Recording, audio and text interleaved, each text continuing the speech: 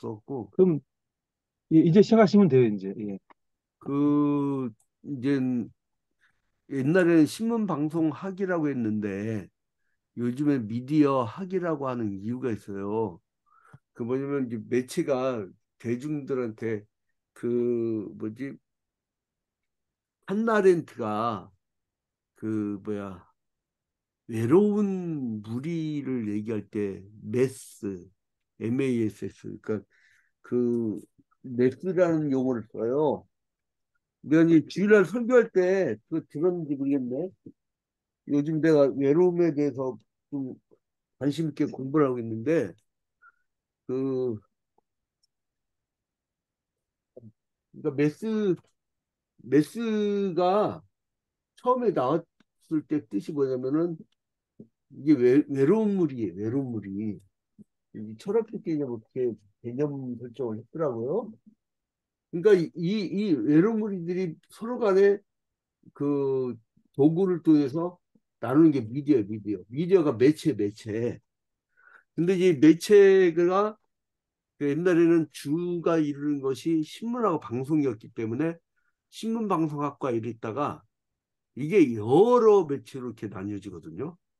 그 뭔가 이 하다못해 스마트폰 그리고 이제 뭐 아직도 정보란 게 있더만 하여간 뭐 여러 가지가 있어요. 그러니까 여러 매체를 총괄한 게 미디어예요. 그래서 신문방송 학이라고 않고 미디어 학이라고 하는데 이 미디어의 발전을 보면요. 이게 시대 구분로 여러분들 이제 이런 기본 기초 지식들이 왜 중요하냐면 어차피 지금 언론 생활을 하잖아요. 그리고 이제 이정진 선생 같은 경우는 누가 조금만 그 잡아주고 이렇게 교육만 시켜주면 내가 어, 사람을 잘 개발하거든. 내 기자 연수 시킨 사람들이 지금 다들 고소득이에요. 근데 어, 그 여러 사람인데 근데 이정진 선생 같은 경우는 한 3개월에서 6개월만 누가 집중적으로 어, 언론학 연수를 시키면 아주 그 좋은 제목이 될 거예요. 자기가 창조적으로 수익 구조를 많이 만들 수 있고. 근데 이제 이 미디어의 발전사를 우리가 먼저 알아야 돼. 발전사. 그러니까 사람들 그냥 지금 미디어가 그렇게 하잖아요. 그게 아니라 처음에는 뭐가 있냐면 말, 말. 성경 보면은 그 에덴 동산 만들 때까지 6일 동안 창조를 전부 다 말로 했잖아요. 가라사 내이르 시대 빛이 있으라 궁창이 있으라 땅과 바다가 있으라 해달별이 있으라 응? 물고기와 새가 있으라 육축까지 사람이 있으라 뭐 이렇게 그러니까 하나님이 말씀을 하시고 또 모세에게 말씀을 하시고 아브라함에게 말씀을 하시고 그러니까 아브라함 모세 이런 데 말씀을 하셨어요. 말씀 다 말로 예수도 말로 어. 근데 이게 이 말은 어떻게 돼요? 흩어져 버려. 그게 이제 미디어에 있는데 말이라는 게 흩어져 버려. 그 다음 시대는 어떻게 되냐면 문자의 시대가 와요. 문자 시대. 이거를 저장해놔야겠어. 그러니까 이 1세대 사람들은 말만 남겼잖아요. 그러니까 여러분 그 뭐야 그 소크라테스가 책 하나도 안 썼어요. 말만 했지. 플라톤이 다 그 제자가 기록한 거예요. 그 공자도 말만 했지 공자가 쓴 게 아니고 그 제자들이 다 쓴 거예요. 그리고 저기 뭐야 예수도 예수도 책 하나 썼어요. 그냥 쓴 말로. 그 다음 세에 이제 문자인데 이것을 이제 그 이 8세기 이전까지는 이제 뭐냐면 이제 문자라는 어떤 단순한 그런 기록물들이 있었는데 이게 이제 다량으로 복제가 돼. 다량 복제가 뭐냐면 인쇄가 돼. 인쇄. 구텐베르그의 어떤 발명을 통해서 그리고 이제 구텐베르그의 발명으로 인해서 사람들이 고전도 보게 되고 그래서 이제 나중에 그 뭐야 이 르네상스 시대를 이루게 되죠. 그러다가 이게 그 8세기라면 자 이제 이게 어떻게 되냐면 나중에는 급격히 변화되기 시인데 이제 텔레커뮤니케이션 시대가 돼요. 언제는 1844년부터 텔레커뮤니케이션,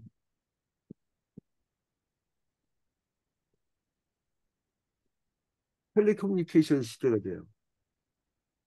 그래서 이제 그 뭐냐면 메시지 전달이 신속하고 그리고 이제 원격으로 가게 돼. 그러니까 모르스부 알죠? 모르스부. 빠바바 삐삐삐삐. 요즘에도 뭐 간첩들 그거 쓰나? 그 뭐 이렇게 한번 물어봐야죠. 어떻게 알는지 모르겠지만 그 뭐 그런 그거하고 그다음에 전화기, 예? 그다음에 무선 전신, 그다음에 라디오, 그다음에 텔레비전. 또 이제 커뮤니케이션 확산에 가장 앞장섰던 게 뭐냐면 제국주의예요. 제국주의. 임페리얼리즘. 그러니까 이 제국주의는 뭐냐면 그 사람들 자기 문화를 알려줘야 되고 자기 이데올로기를 알려줘야 되잖아요. 그래서 그렇게 된 거고. 그다음에 이제 디지털이라는 개념이 1942년도부터 생겨요. 디지털. 1946년도부터 이렇게 이제 기존에 있던 뭐 라디오나 그 뭐 어떤 미디어 기능의 거하고 어 디지털이 융합이 돼. 01, 01, 012. 이집법 이집법만 갖고도 이 어마어마한 수적 조합을 만드는 거예요. 그런데 그런데 이 우리 인간은 이진법 갖고도 그렇게 하는데 신의 영역으로 가면요. 이게 사진법, 십진법, 이 뭐 이 플러스 알파의 엄청난 그러니까 인간은 상상할 수 없는 그래서 뭐 여호와의 눈이 감찰하시고 이런 성경 구절 있잖아요. 아 뭐 어떻게 하나님이 그 많은 인간을 다 봐? 근데 우린 지금 까딱하다 손을 얹어갖고 프린턴 신학교에 특강한 거 미국에서 한 거를 지금 우리는 이 순간에도 볼 수 있잖아. 아까도 방금 전에 저기 뭐야 군산에서 올라온 그 선교사하고 얘기하고 뭐 그런 식으로 이 우리는 생각할 수 없는 영역이 있다는 얘기예요. 그거를 이제 인간이 알지 못하는 거죠. 자, 그래서 이제 그러니까 왜 이런 게 있었느냐? 뭐냐면, 중요한 건 뭐냐면, 정보를 전달하려고, 정보. 그러니까, 예전에는 말로, 문자로, 인쇄로. 근데 요즘 말 들어먹나요? 안 들어먹어요. 문자? 아, 잘 안 봐요. 인쇄? 지금 인쇄된다는 책이 어디 있어요? 어? 그 이제 그래서 이제 이 디지털 미디어 시대에 접어들면서 그러니까 이게 처음에 나왔을 때 그게 뭐야? 최초의 컴퓨터 뭐죠? 이게 최초의 컴퓨터가 애니악 컴퓨터가 최초의 컴퓨터잖아요. 최초 컴. 이제 이때부터 이제 그 시대가 막확 바뀌기 시작하는 거죠. 그리고 나서 여러분 이 인터넷망이 원래 인트라넷이라고요. 이게 군사망이에요. 인트라넷. 이게 이제 1969년에 1969년에 그 미국 제국주의자들이 자기들 군사적 네트워크를 만들려고 1969년에 이렇게 이제 디지털 암호화해가지고 이렇게 됐다는 거예요. 그런데 이제 이게 어, 미디어 기술은 어떤 시대가 있어요. 시대. 그러니까 그 시대와 사회적 구성원들의 어떤 욕망, 즉 수요. 그리고 또 다른 게 뭐냐면 기술. 그러니까 뭐냐면 이 매스 미디어의 변화에서 제일 중요한 요소는 뭐냐면 시대 요구가 있어야 되고 그다음에 플러스 뭐냐면 그 구성원들의 욕망, 수요가 되겠죠. 뭔가 수요를 해야 돼요. 그리고 나서 요것만 있으면 안 되죠. 뭐가 있어야 돼요? 기술이 있어야 돼. 그러니까 이게 지혜가 있어야 돼. 이게 맞아 떨어져야 돼요. 어. 그래서 이제 그 기술과 이제 관계돼서 사회학적으로 보면은 뭐 이제 기술 결정론이 있고 사회 구성론이 있고 공진화론인데 이제 기술 결정론하고 사회 구성론을 플러스한 것이 이제 공진화론이라고 하는데요. 이 기술 결정론 이제 한번 내가 그 얘기를 할게요. 어, 이게 뭐냐면 이제 풍차가 공무원 사회를 만들잖아요. 그죠? 증기기관이 산업자본주의를 만들잖아요. 다시 얘기할까요? 풍차가 봉건사를 만든 봉건사예요. 농노 그리고 이제 생산하는 그 사람들 그다음에 증기기관이 어떤 그 에너지를 막 만들어내면서 산업자본주의 촉발하죠. 그 기술이 이제 자체적인 발전의 원리에서 이렇게 발전하지만 이 기술이 사회에도 영향을 끼치는 거죠, 이게. 그러니까 우리가 스마트폰을 쥐는 순간 이때부터 이제 우리 매체가 달라지는 거죠. 종이신문을 완전히 죽여버리잖아요, 종이신문. 그리고요, 텔레비를 들고 다니면 보자. 그리고 내가 원하는 시간에, 내가 이제 그 뭐야, KBS 2번에서 하는 거, 음, 라이브, 무슨 라이브라고 있는데, 라이브 방송, 라이브, 뉴스 라이브인가? 하여간 그게 있는데, 그거 내가 굉장히 좋아해. 근데 자는 시간이잖아요, 11시에.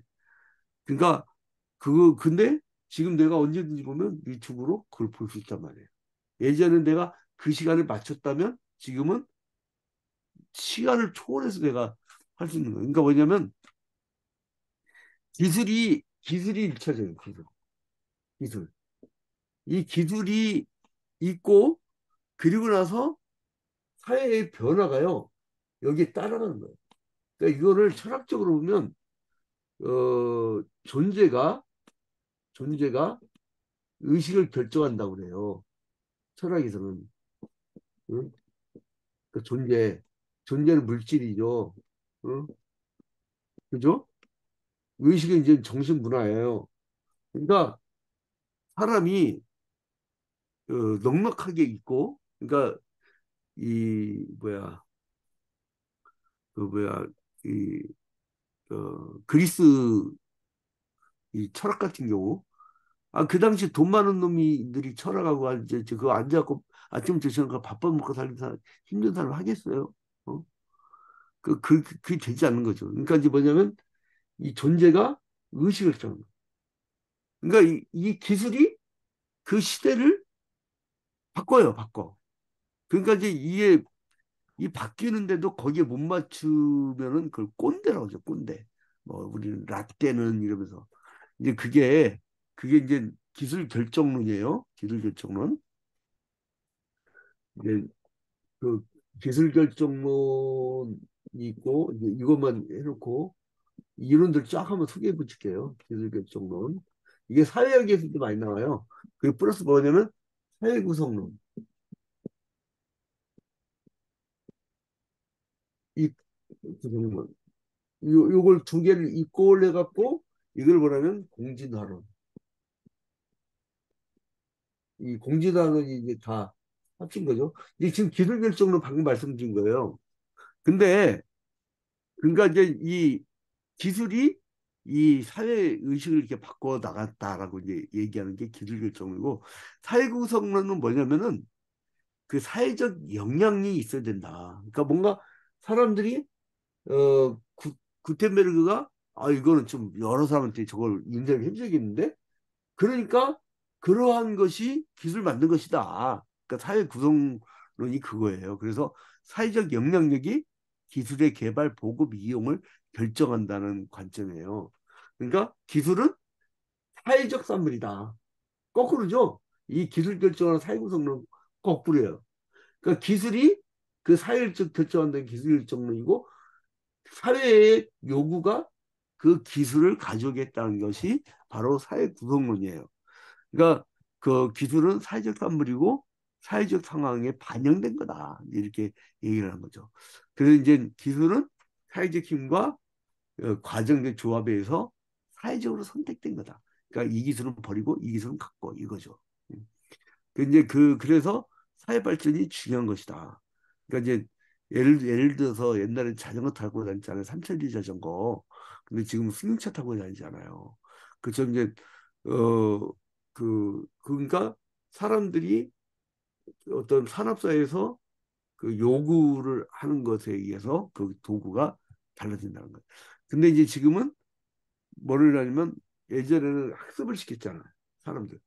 그리고 그 사상 무장을 시키고 그리고 그걸 이제 어떤 나의 그 이성이 있으면 그 어떤 객관화된 어떤 사물의 그 것을 나한테 정신 세계를 잡는 것을 그 의식이라 의식화 그러니까 의식화를 시켜서 어떤 이 관점을 바꿔서 이렇게 했다고 하면 이제는 재밌는 게 뭐냐면 의식화가 안 통해.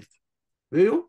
이 외로운 메스들이요 뭐를 갖게 되냐면 죄다 SNS를 갖게 돼. SNS 소셜 네트워크 서비스 요거를 이제 갖게 되면서 이게 뭐를 빨리 앞당기게 되냐면 이게 이제 민주주의를 앞당겨 민주주의. 어. 아무리 폭압적으로 압수수색하고 없는 죄를 만들려고 하고 그래도 사람들이 이게 지져보다가 이거 뭐야 압수수색권이 안 되네 이제 이런 식이에요. 그 그게 이제 아무튼 사회구성론 말고 이제 그 다음에 되면 기술과 사회가 서로 영향을 주더라. 그래서 공진화론이 나온 거예요. 그래서 기술과 사회가 서로 영향을 주고받으면서 함께 발전해 나간다는 것인데, 그러니까 기술결정론과 사회구성론에 대한 비판에서 발전적인 이론이 공진화론이에요. 이게 이제 미디어학에서 여러분 굉장히 중요한 그 미디어 발전사에서 중요한 내용입니다. 그래서 기술과 사회는 상호 의존적인데, 이제는 어떻게 되느냐? 이제 그 공진화는 그러니까 함께하는 거예요. 에볼루셔니즘이라 에볼루셔니즘. 이거 쓰지 맙시다. 시간도 없는데. 이거 그래서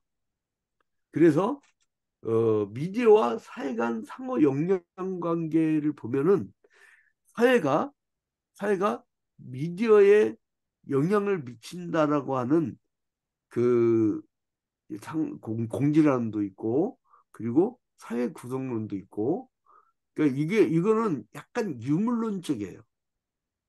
응? 근데 그 이 사회가 미디어에 영향을 미치지 않는다. 이건 관련론이야, 관련론. 응. 그러니까 이제 그 그러니까 이제 이 어떤 물질을 우선시하는 그 유물론하고 거기서부터 이제 언론학의 철학적 차이가 확 나는 거예요. 관련론은 내 생각하면 되는데 뭐까지 거. 근데 유물론 뭐냐면 사람이 배고프면 이 머리도 짜증 나는 거예요. 지금 그 이정진 선생 몸 안에 예? 인플루엔자가 들어가 버리니까 사람이 그 뭐야 이렇게 예? 퍼지는 거 아니에요. 퍼지는 거 그런 거예요.